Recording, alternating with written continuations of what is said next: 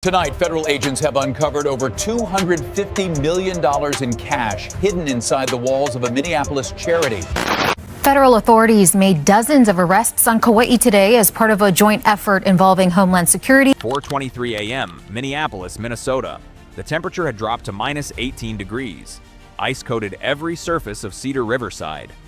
Federal agents were already moving. 51 FBI special agents, 22 ICE officers, 3 full SWAT teams, all converging on a 5-story brick building that most people walked past without a second thought. The Sunrise Community Foundation, a beacon of hope for East African refugees, a symbol of compassionate America. But behind those walls was something else entirely. Over $250 million in cash, hidden in walls, floors, and ceilings, stacked in bundles, wrapped in plastic, waiting to be discovered. This wasn't charity. This was infrastructure for crime. If you want the full truth about what federal agents found, hit like so this story reaches more people. The building sat on the corner of Riverside Avenue. Colorful murals decorated the exterior, smiling faces, inspirational quotes about unity and perseverance. Inside, the foundation claimed to serve thousands. Refugee resettlement, job training, mental health services, bridge building between cultures. The man at the center was Farah Abdi Hassan, polished, articulate, the face of Somali American success. He appeared on local news. He testified before city council. He shook hands with business leaders at diversity galas. He drove a modest car. He wore simple suits.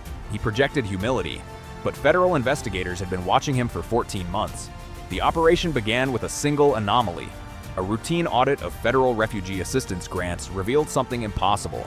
The Sunrise Community Foundation reported serving 847 families in a single quarter.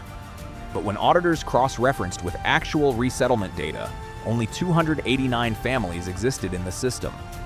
558 phantom families. Each one generated federal payments. Each one produced documentation. Each one was a ghost. The auditor flagged it. The report went to the Department of Health and Human Services Office of Inspector General. They forwarded it to the FBI. That was April 2024. By June, a joint task force had formed. FBI Financial Crimes Unit, ICE Homeland Security Investigations, IRS Criminal Investigation Division. They started pulling threads. Bank records showed the foundation receiving over $500 million across 6 years. Federal grants, state contracts, private donations. Foundation awards. On paper, 82% went to program services. The numbers looked clean. But when investigators dug deeper, the vendors didn't exist. One invoice, $1.7 million for emergency medical supplies shipped to Kenyan refugee camps. The shipping company was registered to a deceased woman in Ohio. The warehouse was a vacant lot in Gary, Indiana. Another invoice, $4.3 million for construction of community centers across Minnesota. The construction firm's address was a mailbox store in Bloomington. The centers were never built. Comment exposed if you believe corruption like this needs to be dragged into the light. The money wasn't disappearing, it was moving. Wire transfers to Dubai, currency exchanges in Nairobi, bank accounts in Turkey and Qatar. Federal analysts mapped the network. They found patterns, they identified nodes, and they found something that changed everything. The foundation identified vulnerable people in East African camps, families desperate for safety, individuals willing to pay anything for passage to America. For every legitimate refugee case, there were 3 fake ones. Ghost applications that generated federal money. But then there were the real victims. Young women promised safe passage who ended up trafficked through Istanbul and Mexico City. Young men promised jobs who were forced into labor. Children separated from families who vanished. The network generated $40 million annually in trafficking revenue alone. Every dollar flowed back to Minneapolis. The raid order came on January 18, 2025. U.S. Attorney General authorization, multi-agency coordination, 43 locations across 6 states. The primary target, Sunrise Community Foundation headquarters. At 4:23 a.m., the temperature hit minus 18. The streets were empty. Engines idled in the darkness. Agents moved at 4:31 a.m. Flashbangs detonated in the stairwell. The sound echoed through Cedar Riverside. Lights snapped on in nearby apartments. SWAT teams swept through hallways, room by room, office by office, computers seized. Filing cabinets tagged. Photographs of smiling refugee families looked down from the walls, but it was on the 4th floor where everything changed. If this shocks you, hit like right now. An agent stood in Hassan's executive suite. Oak desk, leather chair, framed awards on the walls. Something about the wall behind the desk looked wrong. The paint was slightly off. The texture newer than the surrounding surfaces. He pressed his gloved palm against it. Hollow echo. Within minutes, a sledgehammer came down. Drywall crumbled. Dust filled the air. And then they saw it. Stacks of cash, bricks of $100 bills wrapped in plastic. Row after row, layer after layer. The smell hit them immediately. Old paper, mildew, something chemical. They kept pulling. More walls came down. Cash in ceiling panels. Cash stuffed in hollow support beams. Odd cash hidden behind fake electrical boxes. By sunrise, they had extracted $22 million from that single office. But that was just the beginning. While the raid team documented the scene, another unit struck 14 miles northwest in Brooklyn Park, a residential property registered to Northland Community Services, LLC, 3 acres at the end of a quiet cul-de-sac. Upper middle-class neighborhood. Nothing suspicious. Agents breached the front door at 4:47 a.m. The entire first floor had been gutted. Industrial money counters lined the walls. Vacuum sealers sat on folding tables. Shrink wrap machines, labeled boxes stacked everywhere. Nairobi, Mombasa, Dubai, Istanbul, Doha, destination codes. Agents found $28 million in that house. But the money wasn't the worst part. In a locked safe beneath the basement floor, investigators found ledgers. Handwritten logs, names, dates, wire transfers, and encrypted hard drives. It took federal cyber analysts 4 days to crack them. When they did, the scope became clear. This was the financial backbone of a transnational trafficking network. Type yes if you're ready to see how deep this goes. Inside FBI headquarters, forensic accountants began mapping the trail. Less than 18% of the foundation's funding ever reached refugees. The rest vanished into ghost companies, fake vendors, fraudulent invoices, $1 million for medical supplies that never existed, $9 million for construction projects never started, $3 million for transportation services never provided. The money moved through currency exchanges, through shell companies in Delaware and Nevada, through hawalas in East Africa and the Middle East.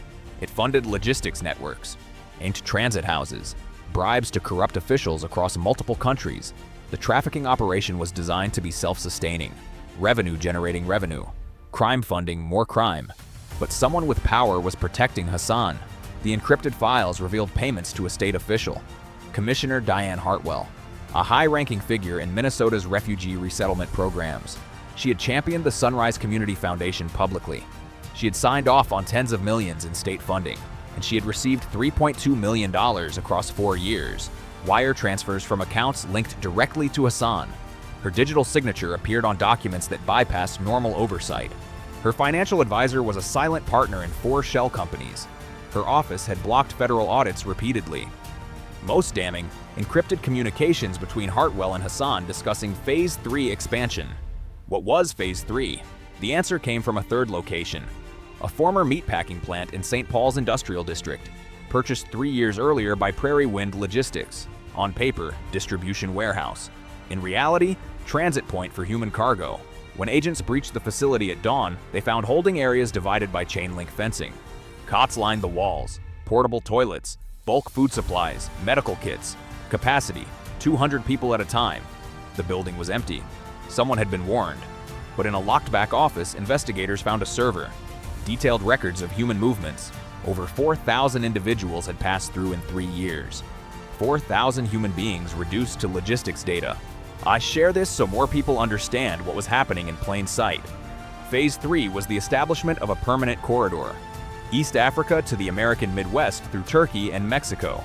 Money from Minneapolis flowed to smuggling operations along the southern border. Payments to corrupt officials in multiple countries. This wasn't corruption, this was infrastructure.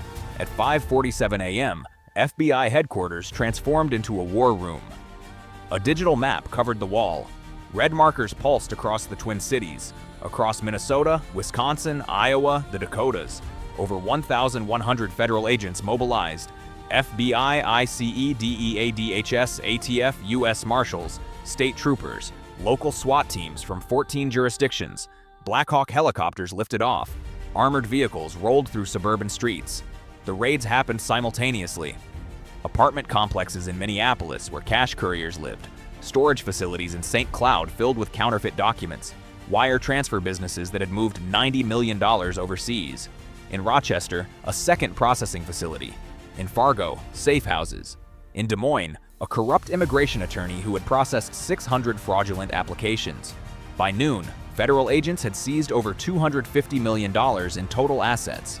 They confiscated $3.2 million in cryptocurrency, 61 illegal firearms, documents, hard drives, evidence that would take months to catalog. They arrested 94 individuals, Farah Abdi Hassan, 7 members of his inner circle, 3 state employees who accepted bribes, 2 social workers who falsified reports, a senior investigator from the state auditor's office. But the biggest arrest came at 7:51 p.m. Federal marshals walked into the Minnesota State Office building. Commissioner Diane Hartwell was taken into custody. Conspiracy to commit wire fraud, money laundering, human trafficking, racketeering, obstruction of justice. If convicted on all counts, she faced life in federal prison. Comment your reaction if you believe justice matters. The investigation revealed that Sunrise wasn't isolated. Analysts discovered similar operations in Ohio, Michigan, and North Dakota. Each followed the same blueprint. Apply for refugee grants, create fake programs, skim funds through fraudulent invoices, launder money through shell companies, use proceeds to fund trafficking operations. Every dollar stolen generated more dollars. Every victim represented revenue and cover.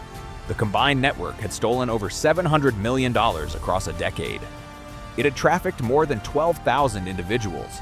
It had corrupted officials in 8 states, and it had operated in plain sight the entire time. The victims were everywhere. In refugee camps, exploited by people claiming to offer salvation. In transit houses, stripped of dignity. In American cities, trapped in arrangements they never agreed to. Families who trusted the foundation discovered they were statistics in a profit calculation. The cost cannot be measured in dollars. It's measured in lives shattered. Families separated, hope destroyed, trust broken. The young woman from Mogadishu who paid everything for passage and ended up imprisoned in Turkey. The elderly man from Kenya who believed he was helping his grandchildren and instead funded their exploitation.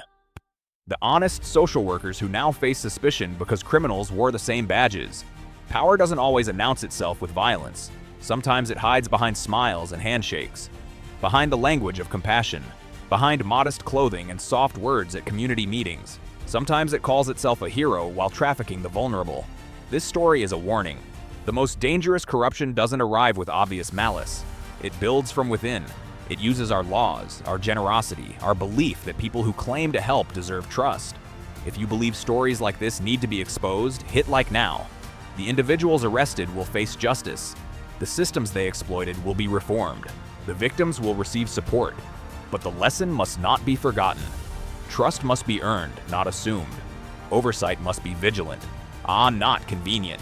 Those who exploit the vulnerable must understand that eventually, the walls they hide behind will come down. Comment justice.